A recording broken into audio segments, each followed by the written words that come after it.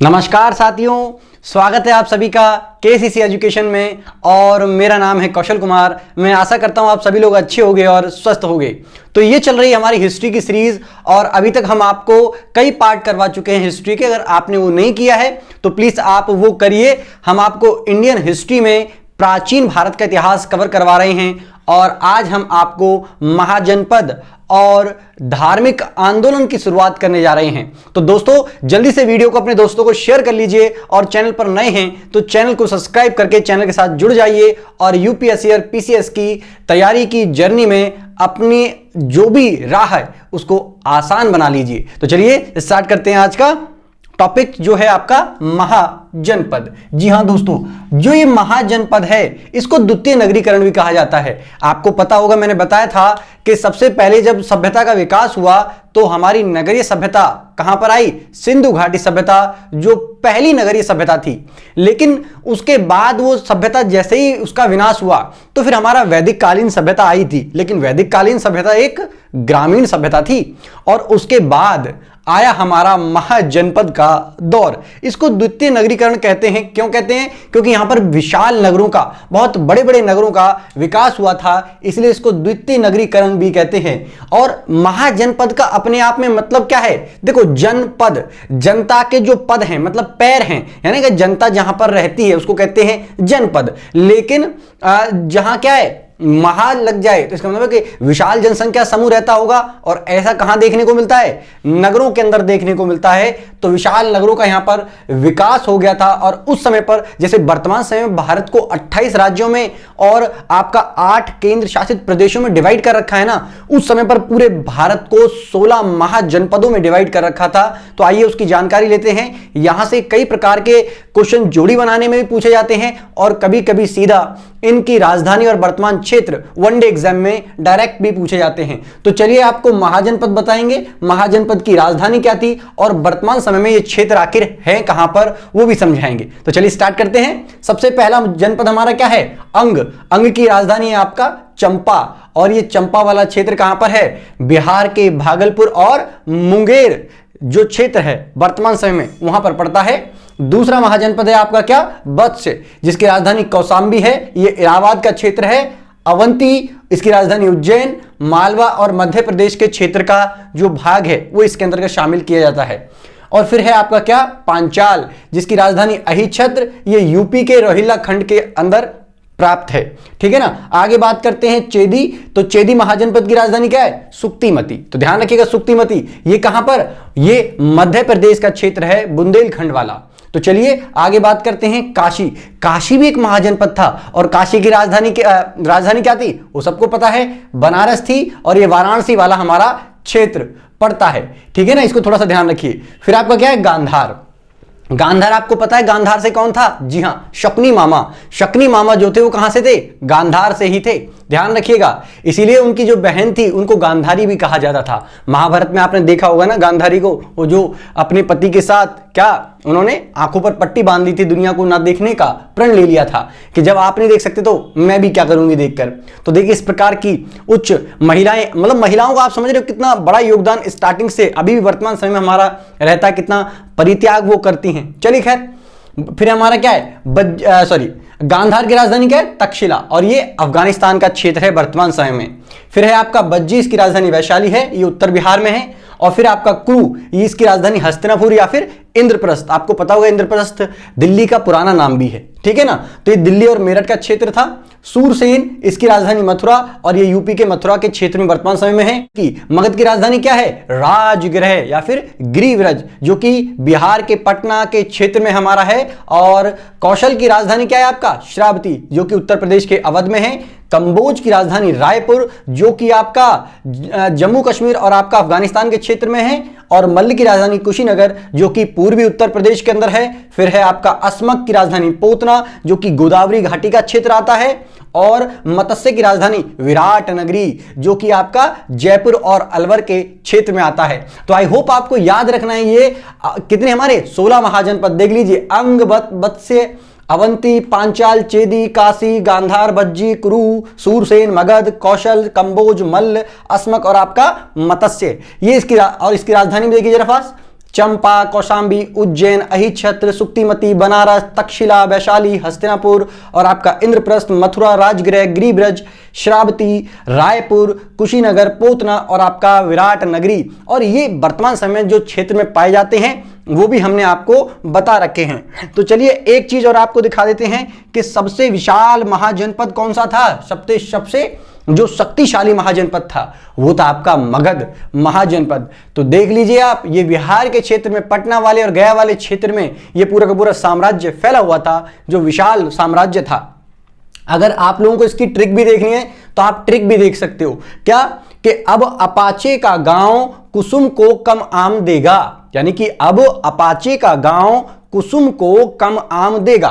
तो जैसे आ से क्या हो जाएगा आपका अंग, और बा से क्या हो जाएगा आपका बद से, आ से क्या हो जाएगा फिर अवंती, पा से पांचाल, चे से चेदी और का से क्या हो जाएगा काशी और गांधार, फिर आपका क्या हो जाएगा बा से बज्जी, फिर क्या हो जाएगा कुरु, फिर सूरसेन और फिर आपका मगध, कौशल और का से क्या हो जाएगा आपका कौशल के बाद कंबोज, मल्ल और फिर आपका अस्मक और मा से मत्स्य। इस तरीके से आपके 16 महाजनपद की ये ट्रिक भी है। इस ट्रिक को भी आप याद रख सकते हो, आपको आसानी होगी। चलिए आगे बात करते हैं आपका इन महाजनपद के बाद स्टार्ट करते हैं आपका क्या धार्मिक आंदोलन, जहां मेंस के अंदर भी क्वेश्चन आने की संभावनाएं बनी रहती हैं। और पीटी में तो आपको पता ही है यहां से सवाल आते ही आते हैं। तो सबसे पहले देख लेते हैं आपका क्या कि धार्मिक आंदोलन जो थे वो 600 बीसी पूर्व स्टार्ट हुए थे धार्मिक आंदोलन।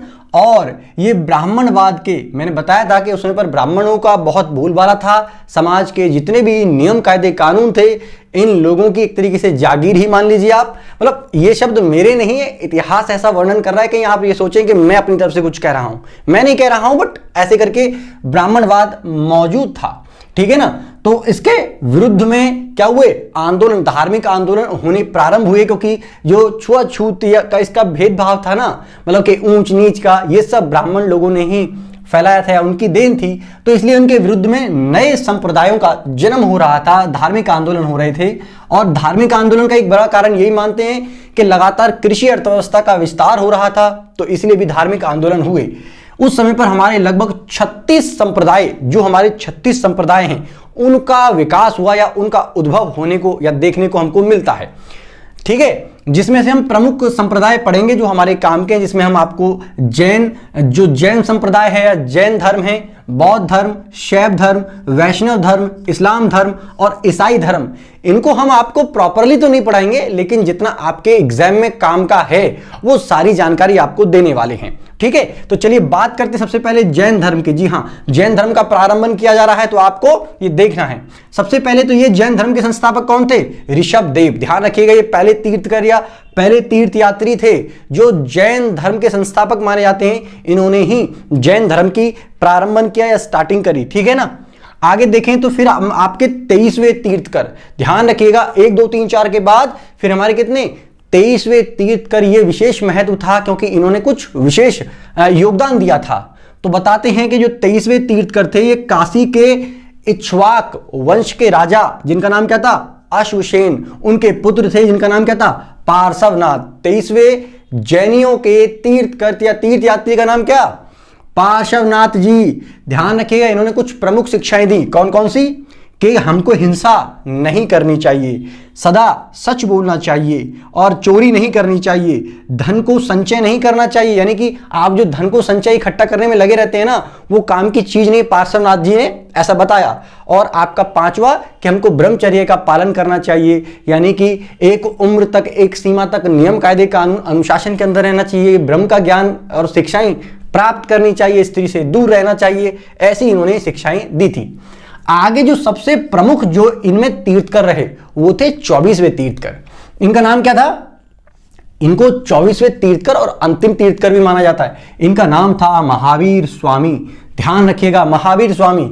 इनको जैन धर्म का वास्तविक संस्थापक माना जाता है कि एक्चुअल में जो जैन धर्म है उनकी स्थापना तो ऋषभ देव ने करी, लेकिन वास्तविक रूप से एक धर्म के रूप में उनको स्थापित करने का और जो एक गढ़ने का जो श्रेय जाता है वो आपका महावीर स्वामी को जाता है। तो महावीर स्वामी का जन्म हमारा 540 ईसा पूर्व हुआ था। ध्यान रखिएगा, कहां पर? कुंडा गांव में। कुंडा कहां पर? वैशाली। ध्यान रखिएगा, ये वाली वैशाली, वैशाली किसकी राजधानी है? बज्जी की। इनके पिताजी का नाम क्या था? सिद्धार्थ। माताजी का नाम क्या था? त्रिशला। और पत्नी का नाम क्या था? यशोदा। प्लीज यहां थोड़ा सा ध्यान रखिएगा, अभी ये मैं बौद्ध धर्म पढ़ाऊंगा ना, तो वहां पर उनकी बौद्ध जो बुद्ध थी, उनकी पत्नी का नाम क्या था? यशोधरा। तो यहां पर कंफ्यूज मत करवाना, कहीं लड़ाई करवा दो, दंगे करवा दो, ठीक है ना। तो पत्नी का नाम क्या था? यशोदा। और पुत्री का नाम क्या था? प्रियदर्शनी। चलिए, जो हमारे ये महावीर स्वामी थे, इनके बचपन का नाम क्या था? वर्धमान। इनके बचपन का नाम क्या था? वर्धमान। इनके माता पिता की मृत्यु हुई उस समय पर इनकी आयु 30 साल की थी। और ऐसा बताते हैं कि जब इनके माता पिता की मृत्यु हो गई तो इन्होंने संन्यास धारण कर लिया, वस्त्र भी त्याग दिए और गृह भी त्याग दिया, ठीक है। और ये सन्यासी बन गए और इन्होंने घोर तपस्या करी। कितने वर्षों तक? 12 वर्षों की कठिन तपस्या के बाद इनको ज्ञान की प्राप्ति हुई। तो ध्यान रखिए, सवाल पूछा गया है कि महावीर स्वामी को कितने वर्ष की तपस्या के बाद ज्ञान की प्राप्ति हुई? तो ध्यान रखिएगा, 12 वर्ष की तपस्या के बाद, और वो भी कठिन तपस्या। और कहां पर? जरांबिक गांव में। जी हां, जरांबिक नाम की एक जगह है, ग्राम है, और साल पेड़ के नीचे और ऋजुपालिका नदी के किनारे पर इनको ज्ञान की प्राप्ति। और जैन धर्म में ज्ञान प्राप्ति की जो अवस्था होती है उसको कैवल्य कहा जाता है, इसीलिए इनको कैवल्य की प्राप्ति कब हुई? 12 साल की तपस्या के बाद, जरंबिक गांव के अंदर, ऋजुपालिका नदी में और साल पेड़ के नीचे। ध्यान रखिएगा। और महावीर स्वामी ने अपने उपदेश के लिए कौन सी भाषा चुनी?